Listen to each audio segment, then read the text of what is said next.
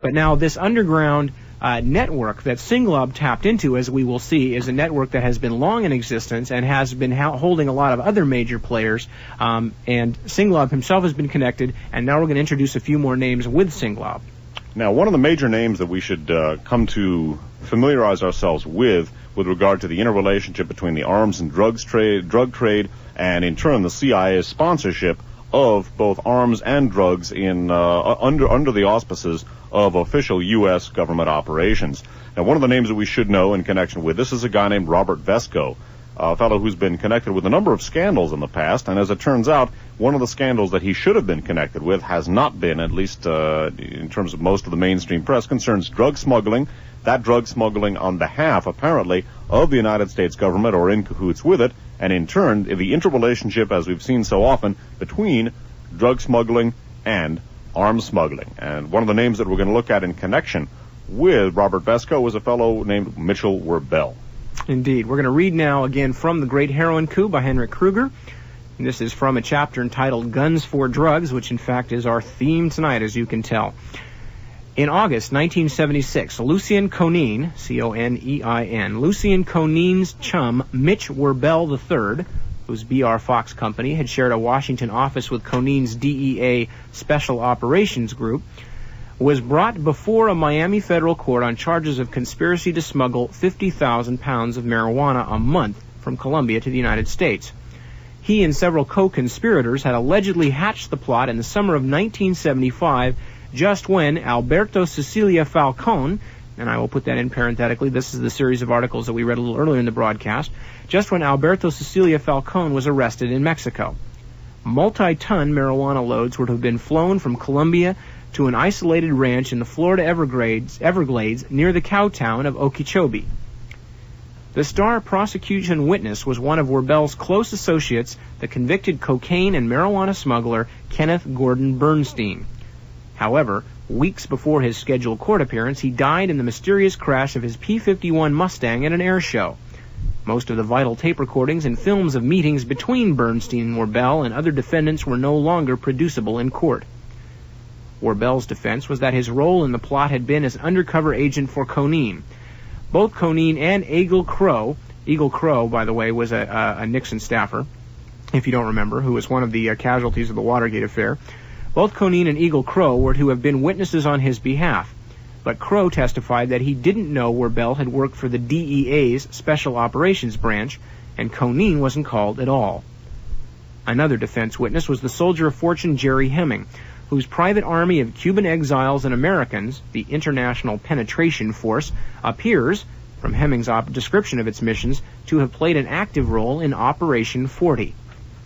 During the trial, Hemming would stay late into the night in Werbel's hotel room. Werbel was found innocent and released, just like the Thai opium smuggler / CIA agent Puttaporn Kramkwan before him in 1973. He went home to Georgia to pursue his weapons business and law enforcement training camp.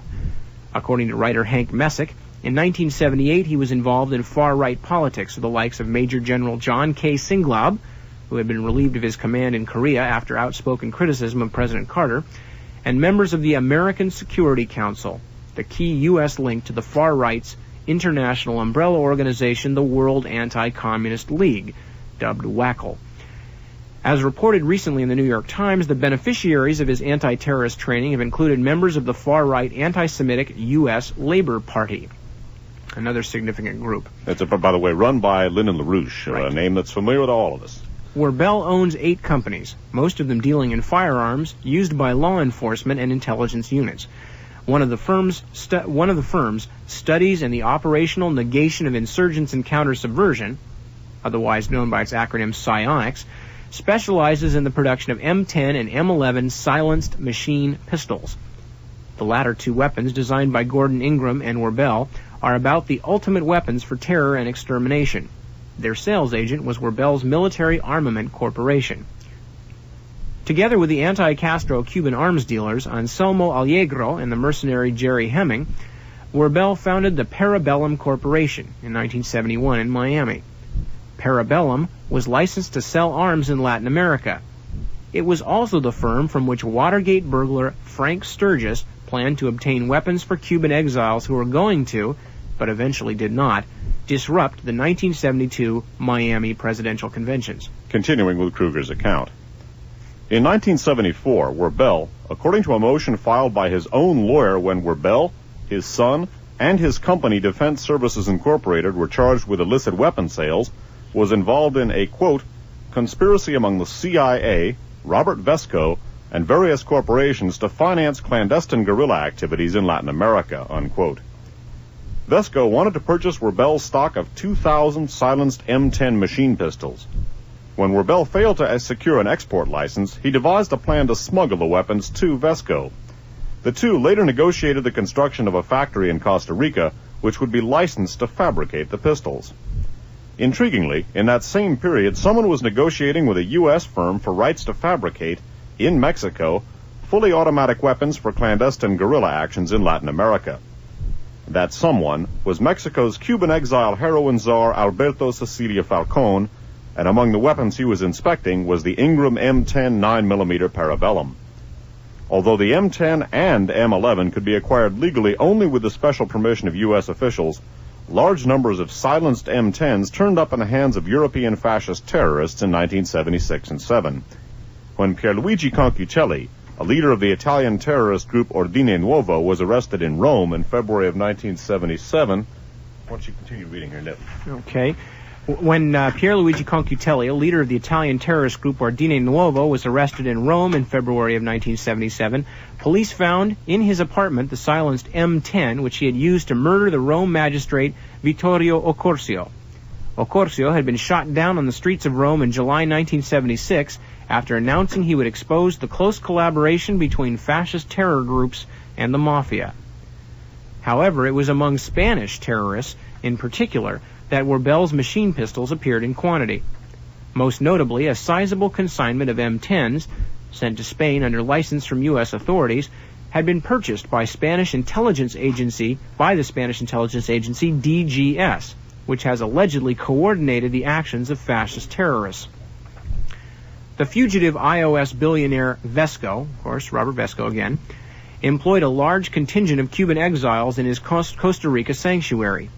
Moreover, his weapons negotiations coincided with the efforts of the fanatic anti-Castro Cuban leader Orlando Bosch to assemble Cuban exile groups into an army of terror, CORU, C-O-R-U, that would later carry out assassinations and other dirty work for several Latin American regimes. During Bosch's 1974-75 drive, a wave of murder struck Miami's Cuban exile haven. Most victims had been opposed to Bosch. With the obstacles to his plan removed, CORU was established in June 1976. While Vesco and Werbel were hatching their weapons deal, Bosch's base of operation just happened to be Vesco's Kingdom of Costa Rica. And Mafia heroin boss Santo Traficante Jr. was also reportedly there between January 1974 and the summer of 75. Journalist Jim Hogan speculates in his book Spooks that the three might have joined forces in a CIA conspiracy to escalate anti-communist terror in Latin America. Continuing. In 1973, some of the details began to surface in a series of scandals linking these individuals, that is to say, interrupting Santo Traficante, Mitch Werbel, and Robert Vesco. There are a lot of names in this chapter, so those are the three to keep track of here. Again, in 1973, some of the details began to surface in a series of scandals linking these individuals. DEA undercover agent Frank Peroff charged Vesco with financing extensive heroin smuggling. For his initiative, Peroff was fired summarily and his life was threatened. Before the Senate Investigation Subcommittee could probe deeply, the case was squelched through the intervention of the White House. The Oval Office had already helped Vesco, a friend of the Nixon family, in his run-in with the Securities and Exchange Commission, which had sought his prosecution for the trail of swindle he had left in the world of international finance. Midway through the subcommittee investigation of the heroin charges, the DEA announced the disappearance of its Vesco file. 1 year later, as the subcommittee investigated Werbel's weapons deal with Vesco, it learned that Vesco had once employed government narcotics agents. In 1972, two bugging specialists from the BNDD flew from Los Angeles to New Jersey to sweep Vesco's home and office of surveillance devices. According to the subcommittee, the sweeping tour had been arranged by an admitted friend of Vesco's, who was also involved in supplying the fugitive with 2,000 machine guns and helping him establish a factory for the weapons in Costa Rica. Guess who? And interjecting, of course, the guess who they're talking about is Mitch Warbell. That was not the last heard of Robert Vesco in connection with drugs. In the summer of 1977, police uncovered the smuggling of large quantities of heroin and cocaine to Rhode Island. In one of the involved ships, they discovered a ledger in which it was written, quote, "To Vesco, $6 million he picked up with Shrimper Lansky, courier beaten up." Several things point to Vesco involvement in the long-standing partnership of the CIA, the Lansky Traficante Syndicate, and the Cuban exiles in a drugs for guns for terror deal to step up armed suppression and anti-communism in Latin America. Journalist Hogan ventures that the conspirators might have used such go-betweens and couriers as the beautiful Patricia Richardson Martinson. According to her ex-husband, the former Army intelligence agent William Spector, Ms. Martinson had very close relationships with almost everyone of importance in the drug business. Youssef Bedas, the Lebanese founder and managing director of Intrabank, known as one of the major financiers of the heroin traffic. Paul-Louis Weiler, W-E-I-L-L-E-R, a French financier similarly alleged to be behind the narcotics trade. Eduardo Barudi, B-A-R-O-U-D-I, a big-time heroin and gun smuggler suspected of having arranged Bedas's mysterious death in Switzerland. Christian Beauserge David, Conrad Bouchard, B-O-U-C-H-A-R-D, a top heroin trafficker heavily involved in Frank Peroff's Vesco heroin allegations, and Marcel Boucan, B-O-U-C-A-N, the skipper of the Caprice du Temps, which was seized in 1972 with 425 kilos of pure heroin. Continuing. Yet another likely intermediary among the apparent conspirators is the CIA contract agent / arms dealer / art dealer Fernand Legros. In 1971, the CIA helped get Vesco released from Saint Antoine prison in Geneva, where he had been arrested in the Bernard Kornfeld Investors Overseas Service case. Legros was in that same prison, and spoke with Vesco. In January 1973, the two were reunited in Nassau. Legros was seen in the company of Bedas in Geneva and Rio de Janeiro. His closest friend was the convicted heroin trafficker André Labaye, a close associate of Haiti's Duvalier dynasty. In Geneva, Legros also met frequently with Eveline Hirsch, the wife of the imprisoned bankroller André Hirsch, whose South American heroin contact had been Christian David. Just as the U.S. put the screws on the Paraguayan government for the extradition of Auguste Ricord, Legros was in Paraguay to close out a weapons deal with President Stroessner. Later, when Legros was placed in protective confinement in Brazil, newspapers speculated on his involvement in the David mob's narcotics deals. Recent years' investigations into the CIA organized crime connection have resulted in an epidemic of sudden deaths. In the CIA, DEA, Vesco syndicate scheme alone, one can mention Kenny Bernstein, Warbell associate Colonel Robert F. Bayard, who was shot down in an Atlanta parking lot in July 75, another Warbell associate and co-defendant in his marijuana case, John Nardi, who was shot in Cleveland, and Vesco's security chief, Bobby Hall, who was shot to death in his Los Angeles home in July 1976.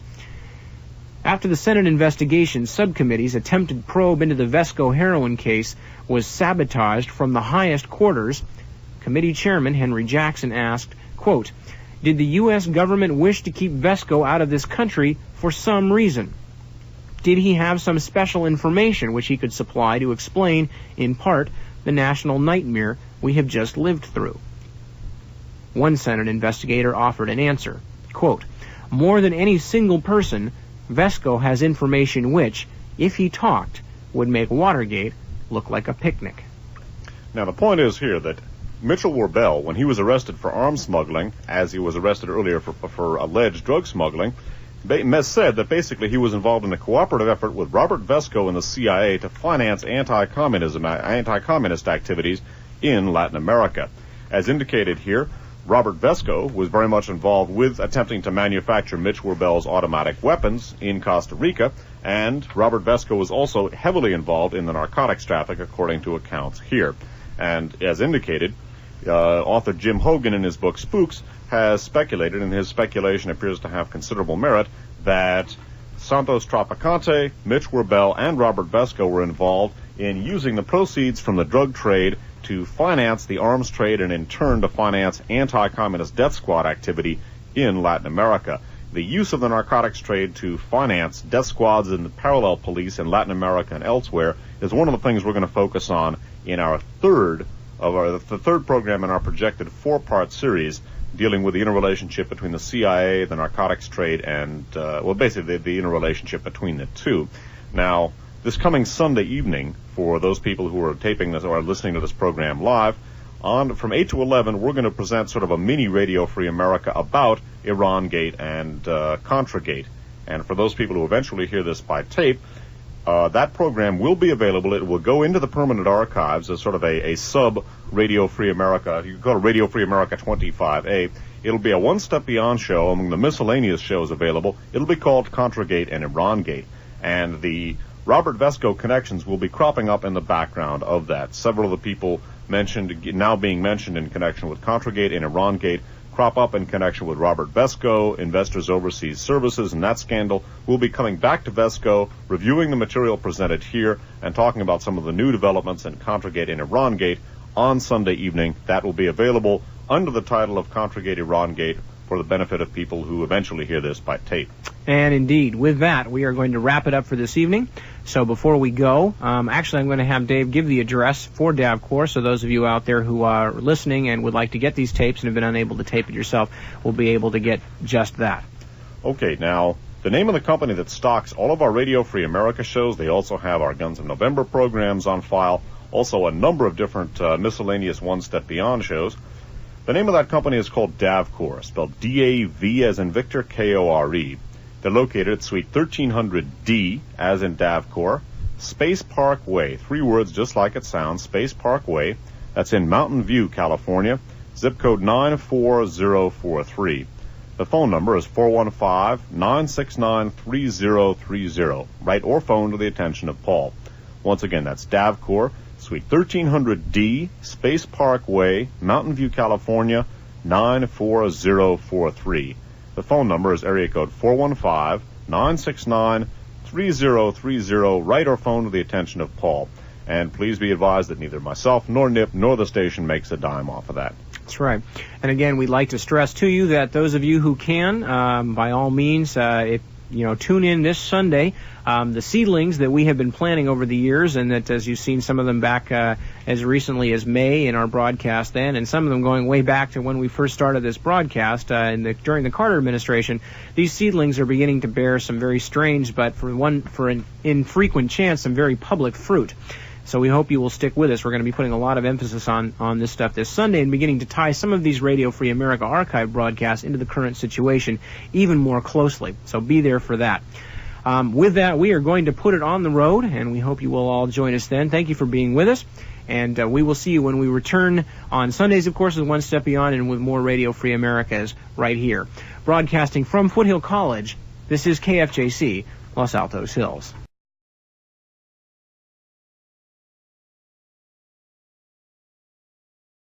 But now this underground network that Singlob tapped into, as we will see, is a network that has been long in existence and has been holding a lot of other major players. And Singlob himself has been connected, and now we're going to introduce a few more names with Singlob.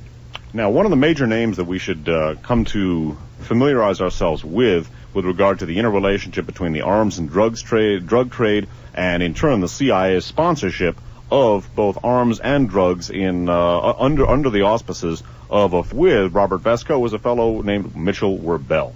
Indeed. We're going to read now again from The Great Heroin Coup by Henrik Kruger. And this is from a chapter entitled Guns for Drugs, which in fact is our theme tonight, as you can tell. In August 1976, Lucien Conein, C-O-N-E-I-N, Lucien Conein's chum, Mitch Werbel III, whose B.R. Fox company had shared a Washington office with Conein's DEA Special Operations Group, was brought before a Miami federal court on charges of B. The star prosecution witness was one of Werbel's close associates, the convicted cocaine and marijuana smuggler Kenneth Gordon Bernstein. However, weeks before his scheduled court appearance, he died in the mysterious crash of his P-51 Mustang at an air show. Most of the vital tape recordings and films of meetings between Bernstein, Warbel, and other defendants were no longer producible in court. Warbel's defense was that his role in the plot had been as undercover agent for Conin.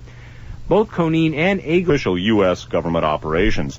Now, one of the names that we should know in connection with this is a guy named Robert Vesco, a fellow who's been connected with a number of scandals in the past, and as it turns out, one of the scandals that he should have been connected with has not been, at least in terms of most of the mainstream press, concerns drug smuggling. That drug smuggling on behalf, apparently, of the United States government or in cahoots with it, and in turn, the interrelationship, as we've seen so often, between drug smuggling and arms smuggling. And one of the names that we're going to look at in connection. Conspiracy to smuggle 50,000 pounds of marijuana a month from Colombia to the United States. He and several co-conspirators had allegedly hatched the plot in the summer of 1975, just when Alberto Cecilia Falcón, and I will put that in parenthetically, this is the series of articles that we read a little earlier in the broadcast, just when Alberto Cecilia Falcón was arrested in Mexico. Multi-ton marijuana loads were to have been flown from Colombia to an isolated ranch in the Florida Everglades near the cow town of Okeechobee.